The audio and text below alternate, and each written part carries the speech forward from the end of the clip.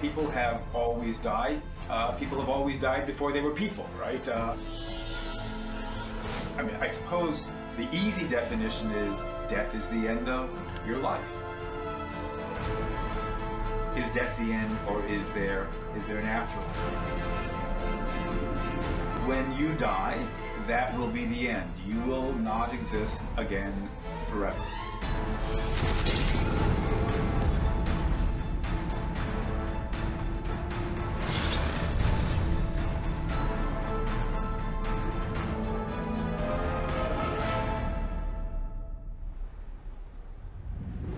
우리는 물질 세계에 살고 있습니다. 그래서 우리 주변에 존재하는 대부분의 것들은 실체가 있죠.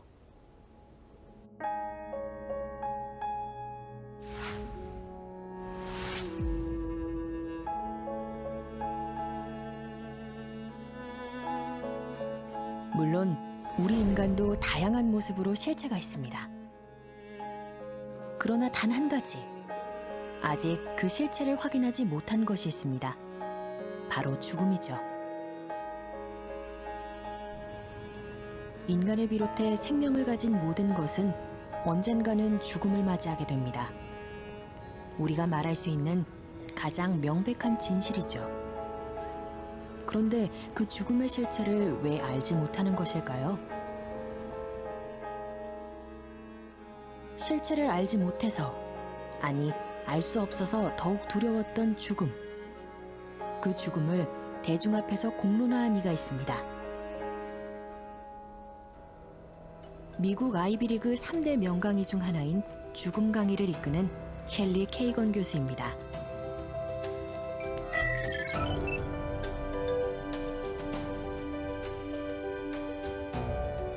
셸리 케이건 교수는 죽음이라는 철학적인 질문에 현실적인 답변을 제시하며 세계인의 이목을 죽음에 집중시켰는데요. 왜 하필 모두가 말하는 것조차 금기시하는 죽음을 강의의 주제로 삼게 되었는지 궁금하네요.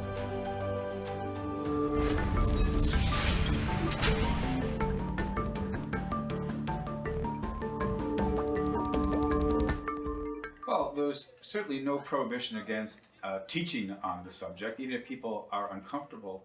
I will admit that when I started teaching it here at Yale, I was surprised about how many people wanted to take the class. I had thought that in keeping with the fact that most people don't like thinking about death, that there might be a handful, maybe there'd be 20 or 30 people who'd be interested in taking a class like this. The very first time I offered it, more than 300 Yale students showed up.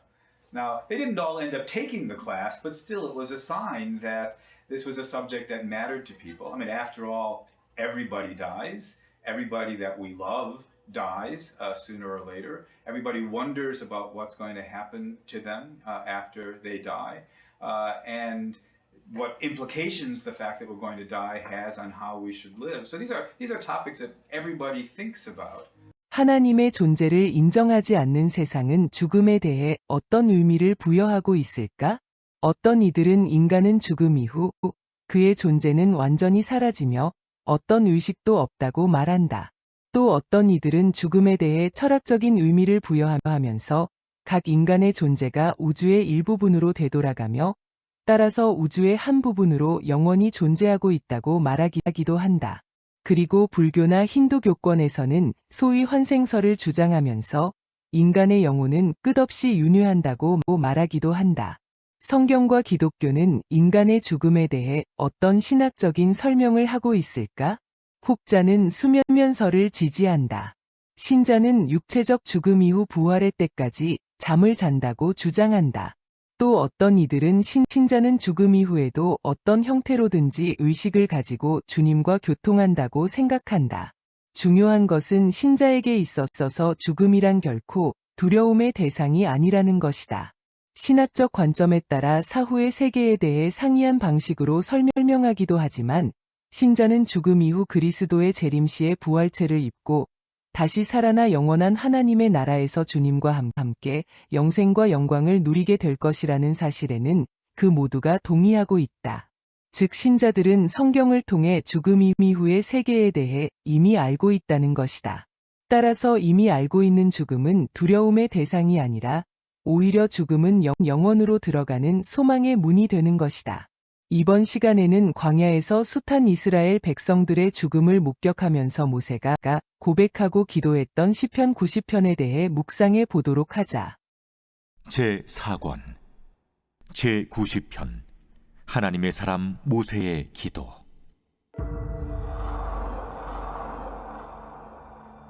주여, 주는 대대 우리의 거처가 되셨나이다.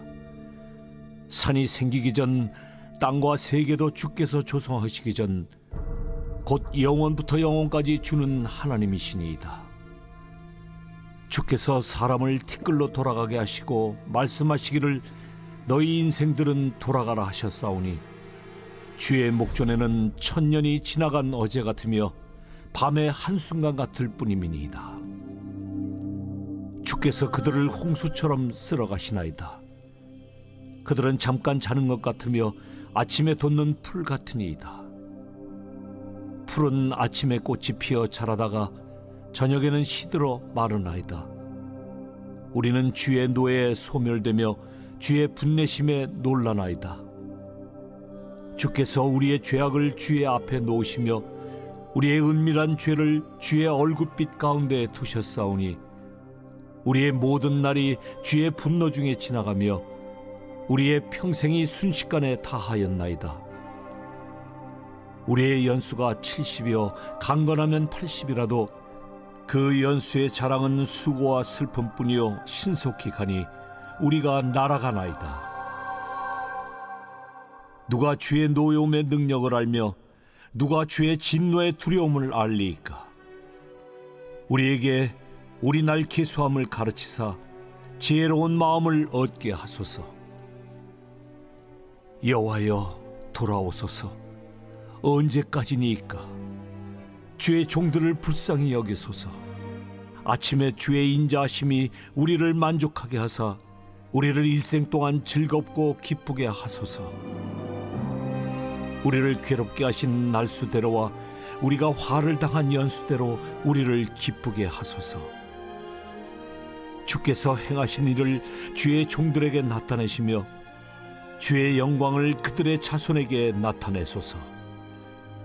주 우리 하나님의 은총을 우리에게 내리게 하사 우리의 손이 행한 일을 우리에게 견고하게 하소서. 우리의 손이 행한 일을 견고하게 하소서.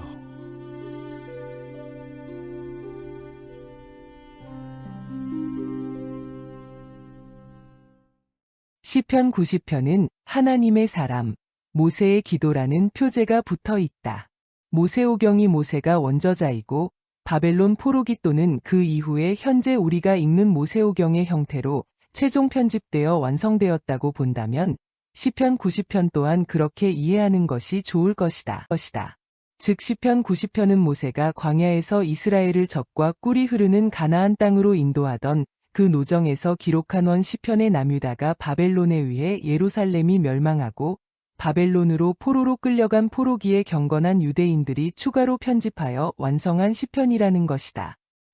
그렇다면 이 시편 90편은 광야에서의 모세가 하나님께 드린 기도문인 동시에 바벨론 땅에서 예루살렘 귀환이라는 그 소망을 버리지 않았던 포로기 경건한 유대인들의 삶의 자리가 반영된 기도문이기도 하다. 시편 90편을 편의상 세 단락으로 나누어서 묵상해 보자. 첫째 단락인 시편 90편 1절부터 4절은 하나님의 영원성을 고백하고 있고 둘째 단락인 5절부터 12절에서는 유한한 인생의 무상함에 대한 고백과 지혜의 간구를 그리고 마지막 세 번째 단락인 13절부터 17절에서는 하나님의 영원함에 동참하는 이 땅에서의 삶의 소망을 간구하고 있다. 첫 번째 단락, 영원하신 하나님을 고백함. 시인은 먼저 주님은 모든 세대의 거처가 되신 분이라고 고백한다. 더 나아가 모든 인생의 거처가 되신 분은 창조 이전부터 존재하셨던 영원한 하나님이시다. 1절에서의 거처, A 델링 플레이스는 3절과 연관하여 생각하면 죽은 인생들이 돌아가야 할 집이며 본향이다. 그리고 3절에서 말하는 인생들이 티끌로 돌아가야 한다는 선언은 창세기 3장의 사건을 연상시킨다. 아담으로 대표되는 모든 인간들은 죄의 결과로 인해 죽음을 선고받았다. 이 땅의 모든 인간은 반드시 죽어야 하고 흙으로 돌아가야 한다. 이것이야말로 이 땅에서 살고 있는 모든 죄인들 앞에 선포된 하나님의 신적이고 종말론적인 위대한 선언이다. 인간의 죽음은 하나님의 영원함과 극명한 대조를 이룬다. 시인은 2절에서 어떻게 고백하고 있는가?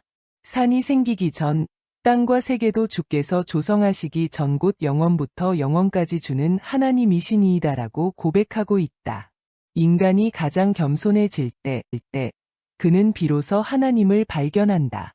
그 하나님은 창조주이시며 영원히 살아계신 분이다. 성령이 인간에게 임하실 때, 인간의 영의 눈은 자신은 피조물에 불과한 존재이며 우주 속에서 먼지와도 같은 존재임을 깨닫게 된다. 자신의 죄가 인식되고 영원하신 하나님의 영광을 목격하게 된다. 반대로 인간의 도덕성이나 지고한 지성과 관계없이 미혹의 영에 의해 영적인 눈이 가리워 있을 때 그는 자신의 피조성과 죄성을 절대로 깨닫지 못하며 따라서 그리스도의 복음이 얼마나 필요한 존재인지 알 수가 없다. 창조주로서의 하나님의 영원성을 깨닫는 자체가 하나님의 놀라운 은혜인 것이다. 하나님의 영원하심과 인간의 죽음은 창조주와 피조물을 엄격히 구분시키고 있다. 인간의 죽음은 인간이 이 땅에서 한시적으로 존재할 수밖에 없음을 말해주고 있기 때문이다. 그 어떤 인간도 죽음을 피해갈 수 없다. 어떻게 보면 부조리로 가득 찬 이 땅에서 가장 공정한 평등함이 드러나는 이슈가 바로 죽음의 문제이다. 죽음 앞에서 모든 인간은 평등하기 때문이다. 따라서 이 죽음의 문제 앞에서 모든 시대의 인간들이 고뇌했고 두려워했다. 때로는 죽음이라는 엄연한 현실을 부인하려고 몸부림치지만 언젠가는 그 어느 날에 갑자기 죽음이 모든 인간들을 찾아오기 마련이다. 시인에 따르면 영원하신 하나님 앞에서는 천년의 기간도 하루에 불과하고 밤의 한 경점 즉 한순간에 지나지 않는다. 하물며 70년, 80년을 사는 짧은 인생들이야 언급해서 무엇하겠는가? 솔로몬의 고백처럼 인생이란 헛되고 헛되니 모든 것이 헛된 것이다. 그럼에도 불구하고 시인에게 죽음의 문제는 인생에 대한 그 어떤 비관론적 철학도 효의주의적 두려움도 아니다. 왜냐하면 이 땅에서의 하나님의 백성들은 영원하신 하나님께로 돌아가고 그 영원하신 하나님 안에 거처를 짓기 때문이다. 즉 신자들은 영원하신 하나님의 그 영원함에 동참하여 영원히 사는 것이다. 이것이야말로 하나님을 아도나이 즉 주로 시인하는 하나님의 백성들만이 할 수 있는 믿음의 고백이다. 따라서 죽음의 문제와 영원하신 하나님 앞에서는 이 종말론적 믿음이야말로 신자된 우리로 하여금 인생 앞에서 겸손하게 만들고 인생을 사유하게 만들며 어떻게 주님 앞에서 서야 할지 그 죽음을 준비하는 지혜를 구하게 만드는 것이다. 두 번째 단락, 유한한 인생의 무상함에 대한 고백과 지혜를 간구함. 시인은 생명의 주관자 되신 하나님을 고백하면서 유한한 인생을 한순간에 꿈과 시들어 버릴 아침에 돋는 한 포기의 풀에 비유하고 있다. 모세가 목격했던 광야는 한순간 비가 쏟아지면 여기저기 메마른 땅에서 순식간에 풀이 돋아나 꽃을 피우기도 하지만 뜨거운 사막바람과 광야의 뜨거운 태양빛을 견디지 못해 곧 시들어 사라지고 마는 그런 곳이었다. 시인에게 인생이란 바로 덧없는 꿈과 같고 시들어버릴 광야의 풀과 같은 것이다. 모든 인생은 하나님께 달려있고 삶과 죽음도 하나님께 달려있다. 먹고 사는 문제도 우리가 고민하며 몸부림치는 인생의 모든 문제들도 우리 사역의 열매조차도 하나님의 손안에 있다. 우리가 힘든 것은 우리가 부딪히고 있는 힘든 현실에 대한 그분의 뜻과 섭리를 정확하게 깨닫지 못하기 때문이다. 그럼에도 불구하고 모든 것을 하나님 앞에 겸손히 내려놓고 맡길 때 우리의 영혼엔 평화가 찾아온다. 그러나 하나님을 모르는 인생들은 이 땅의 모든 것에 목숨을 걸고 언젠가는 아침 이슬처럼 사라질 이 땅의 삶과 세속적 야망을 끊임없이 쫓아가며 추구한다. 자신이 왜 이 땅에 존재하는지, 자신이 어디로 가고 있는지, 죽음 이후엔 어떻게 되는지 도무지 알 수가 없기 때문이다. 오직 이 땅과 짧은 인생만이 전부인 셈이고, 이 땅에서의 행복만이 자신이 존재하는 유일한 이유가 된다. 다른 사람에게 인정받는 삶이 행복과 자아만족의 기초가 되고, 더 많은 돈과 지식과 권력과 쾌락을 추구하며 살아간다. 이는 마치 생명의 주인이신 하나님이 당장 그 생명을 거두어갈 수도 있는 상황에서도 이 땅에서의 재산을 증식하고 관리하는 것에만 몰두하는 누가복음 12장에 등장하는 어리석은 부자와 같은 것이다. 우리가 이 모세의 시편에서 주목할 것은 이 시편의 두 번째 단락에서 연약한 인생의 유한성이 강조되면서 동시에 죄의 문제와 그 죄에 대한 하나님의 진노가 반복해서 등장하고 있다는 점이다. 삶과 죽음의 문제를 논함에 있어서 어떤 종교도 철학도 인간이 사는 날 동안에 하나님 앞에서 범하는 죄의 문제와 죽음 이후에 존재하는 신의 심판을 언급하지 않는다. 오직 성경뿐이다. 왜냐하면 죄는 종말론적 하나님의 진노 아래에 있는 것으로 이 종말론적 심판으로부터의 인간의 구원은 전적으로 죄의 문제의 해결에 있기 때문이다. 이런 이유로 성경은 인간의 죄와 악의 권세들에 대한 야훼의 거룩한 전쟁을 끊임없이 선포하고 있는 것이다. 이스라엘은 광야 40년 동안 끊임없이 하나님 앞에 불평하고 불신앙으로 범죄했다. 그 결과 이스라엘은 야훼의 거룩한 전쟁의 도구가 아닌 그 대상으로 전락하여 하나님의 심판을 받았다. 모세는 바로 그 광야에서 수많은 인생들의 죽음들을 목격했다. 모세야말로 범죄한 출애굽 1세대가 젖과 꿀이 흐르는 가나안 땅에 들어가지 못하고 광야에서 하나님의 진노 아래 인생을 마감하는 것을 숱하게 목격한 인물이다. 남유다 또한 마찬가지였다. 남유다는 불순종과 우상숭배의 죄악을 하나님 앞에 쌓아올려 그 결과로 바벨론에 의해 예루살렘이 멸망하는 심판을 자초했다. 그리고 이스라엘은 바벨론 유배지에서 고난의 눈물을 뿌리며 살아가야 했던 것이다. 모세 시대부터 남유다까지 하나님은 이스라엘의 죄악을 하나님 앞에 놓으시며 그 은밀한 죄를 주의 얼굴빛 가운데 두셨다. 이스라엘은 죄악을 심판하시는 거룩한 하나님의 진노 앞에 소멸되며 놀라서 두려워할 수밖에 없는 존재였던 것이다. 시인에 따르면 인생이 70이여 강건하면 80인 수고와 슬픔뿐인 그 짧은 인생 가운데에서도 인간은 끊임없이 하나님 앞에 범죄하며 살고 있는 것이다. 따라서 시인에게 긴급한 것은 바로 하나님의 진노를 피할 수 있는 그 지혜를 간구하는 것이었다. 모세는 다음과 같이 기도한다. 주의 분노가 발산하는 능력을 누가 알 수 있겠으며 주의 진노가 가져올 두려움을 누가 알 수 있겠습니까? 우리에게 우리의 날 계수함을 가르쳐 주셔서 지혜의 마음을 얻게 해주십시오. 신자에게 필요한 것은 종말론적 하나님의 심판대 앞에 서야 할 그날을 기억하며 매일을 살아가는 것이다. 우리에게 남은 인생을 돌아보고 주님이 부르시는 그 날까지 지혜롭게 살아갈 수 있는 그 지혜를 구해야 한다는 사실이다. 비록 분주하고 바쁜 세상 속에서 때로는 말씀과 진리를 잊고 살아가기도 하지만 말씀으로 다시 돌아와야만 한다. 사도 바울이 에베소서에 기록한 것과 같이 우리에게 주어진 복음의 풍성함을 알고 그것을 알 수 있는 지혜와 계시의 영을 구하며 복음에 합당한 삶을 살아가야 한다는 것이다. 세 번째 단락, 하나님의 영원함에 동참하는 이 땅에서의 삶의 소망을 간구함.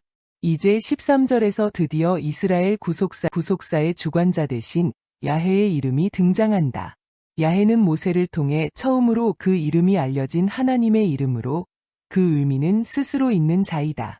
야훼는 훗날 만군의 여호와로 알려지면서 이스라엘을 구속하기 위한 전쟁하시는 하나님이심을 선포하시는 이름이다. 이 시편의 최종 편집자로서의 시인은 야훼의 거룩한 전쟁의 결과로 이스라엘이 광야에서 진멸당하고 예루살렘이 함락하면서 바벨론의 포로로 끌려와 있음을 잘 알고 있다. 이제 그 하나님께 이스라엘로 다시 돌아오실 것을 간구한다. 죄악 때문에 이스라엘을 버리셨던 야훼께서 이스라엘로 돌아오심은 이스라엘의 회복과 예루살렘으로의 귀환을 의미하기 때문이다. 그래서 하나님께서 이스라엘을 향한 그분의 긍휼과 사랑으로 삶의 기쁨을 회복해 주시도록 간구한다. 광야에서 이스라엘이 당한 고난만큼 이제는 가나안 땅의 축복을 누리도록 그 은혜를 주실 것을 간구하고 바벨론 포로 생활 70년의 고난만큼 예루살렘에서의 새로운 위로를 주실 것을 간구하고 있는 것이다. 이어서 16절에서 하나님께서 애굽과 광야에서 행하신 그 기적의 역사를 다시 일으켜 주시고 자손들에게 하나님의 영광을 다시 드러내 주실 것을 간구한다. 그리고 마지막으로 17절을 통해 하나님의 은혜 안에서 출애굽 2세대를 통한 가나안 땅의 정복이 그와 동시에 바벨론 포로 이후 예루살렘으로의 귀환을 위해 바벨론 땅의 자손들이 수고하는 모든 일들이 결실을 맺도록 간구하고 있는 것이다. 시인은 시편 90편을 통해 영원토록 존재하시는 하나님을 고백하고 상대적으로 짧은 인생을 살다가는 인간의 유한성과 죄악된 그 실존을 고백하고 있다. 하나님의 백성들은 이 땅에서의 유한한 인생을 살다가지만 결코 이러한 삶이 무의미한 것이 아니다. 왜냐하면 영원하신 하나님은 우리네 짧은 삶을 통해 그분의 뜻을 이루어 가시는 분이기 때문이다. 우리가 이 땅에 존재하는 이유는 하나님의 뜻을 이루고 그분의 영광을 드러내기 위함이다. 우리는 이 목적을 위해 끊임없이 탐욕과 욕심으로 가득 찬 우리의 자아를 날마다 십자가에 못 박으면서 성령의 도움으로 치열한 거룩한 전쟁을 통해 한 걸음씩 그분의 뜻을 이루어 가는 것이다. 우리가 어디서 무엇을 하던, 어떤 삶을 살아가던, 어떤 사역을 하던, 오직 예수 그리스도 안에 머물러 있으면 그것으로 족한 것이다. 그리고 주님이 우리를 하늘로 부르시는 그날, 즉 이 땅에서의 삶이 끝나면 영원한 하나님의 처소에 있을 것이며 영원을 위한 새로운 인생이 다시 시작될 것이다. 따라서 신자들에게 있어서 죽음이란 영원으로 들어가는 아름다운 문인 것이다. 이 시편에서 시인이 간구하는 것은 짧은 인생 가운데 죄를 지을 수밖에 없는 연약한 인생들에게 하나님의 은혜와 긍휼을 부어달라는 것이고 이 땅에서의 삶의 기쁨과 소망을 달라고 기도하고 있음을 주목할 만하다. 이는 이 땅의 삶이 결코 현실 도피적이거나 허무주의적인 것이 아니라는 반증이다. 고난 많고 눈물 많은 이 세상, 광야의 한 포기 풀과 같은 이 세상살이도 하나님 앞에서 살아갈 만한 충분한 가치를 가지고 있다는 것이다. 우리는 이 땅에서의 짧은 삶을 통해 영원하신 하나님께 영광을 돌리고 있다. 그리고 유한했던 우리의 삶은 영원하신 하나님 안에서 영원함을 장차 누리게 될 것이다.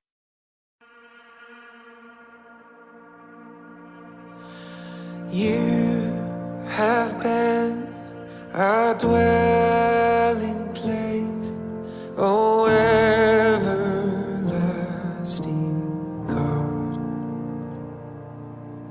Before you formed the mountain tops, you were before it all, and soon our lives turn back to dust.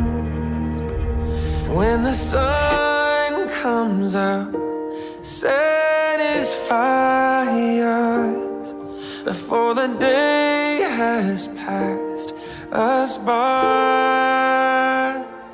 before our hearts forget all your goodness. Satisfy us with your love.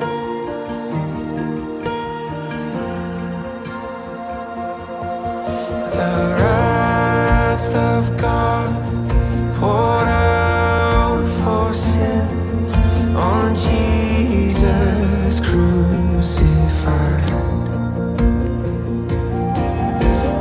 Consider him our hiding place, our shelter is alive,